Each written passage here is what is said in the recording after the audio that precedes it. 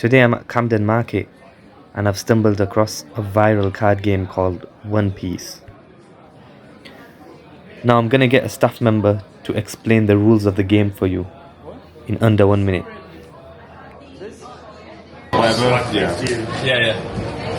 Which the deck will be kind of like based around, and then you use either characters, stages, or events. You play. You basically want to take out your opponent's life. So the life will be on the card there. And the first person to get them to 0 life, and then attack them one more time wins the game. And then there's 5,000 on the top one as well. Yep. So that's their power. Attack power. Yeah. So you have characters will have attack power, and then stages and events will just have effects that try to progress the board stage. Is Yu-Gi-Oh similar to this? Not in gameplay, but it is a trading card.